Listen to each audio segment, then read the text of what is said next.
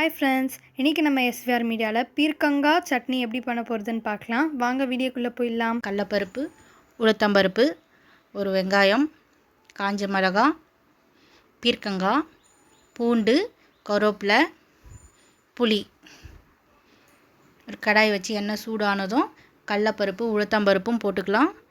பாருங்க நல்லா பொன்னிறமாக வந்துச்சு. இப்போ காஞ்ச மிளகாய் போட்டுக்கலாம். ஒரு 7 காஞ்ச மிளகாய் போட்டிருக்கேன். இப்போ ஒரு பெரிய சைஸ் வெங்காயம், ஒரு கைப்பிடி கருவேப்பிலை, பூண்டு எல்லாத்தையும் நல்லா கலந்து விட்டுக்கோங்க. கொஞ்சம் வெங்காயம் வதங்கினதும் பீர்க்கங்காய் போட்டுக்கலாம். பீர்க்கங்காய் போட்டு நல்லா கலந்து விட்டுக்கலாம். பாருங்கள், நல்லா பீர்க்கங்காய் வதங்கினதுக்கு அப்புறமா புளி போடுங்க. போட்டு எல்லாம் நல்லா கலந்து விட்டுக்கலாம். ஆறுனதும் மிக்ஸி ஜாரில் போட்டு அரைச்சிக்கலாம். கொஞ்சம் கல் உப்பு போட்டுக்கலாம்.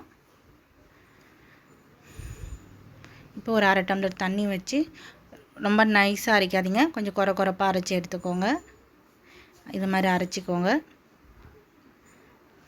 இப்போ ஒரு பாத்திரத்தில் மாற்றிக்கிட்டேன். இப்போ எண்ணெய் ஊற்றிட்டு 2 டீஸ்பூன் எண்ணெய் ஊற்றிக்கோங்க. 1/4 டீஸ்பூன் கடுகு போட்டுக்கலாம். கருவேப்பிலை, கொஞ்சம் பெருங்காயத்தூள், ஒரு காஞ்ச மிளகாய்,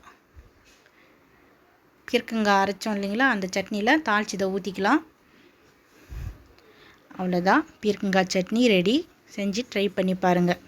உங்களுக்கும் இந்த வீடியோ பிடிச்சிருந்தா லைக் பண்ணுங்கள், ஷேர் பண்ணுங்கள், கமெண்ட் பண்ணுங்கள், சப்ஸ்கிரைப் பண்ணிட்டு பெல் பட்டனையும் கிளிக் பண்ணுறேங்க. பாய்.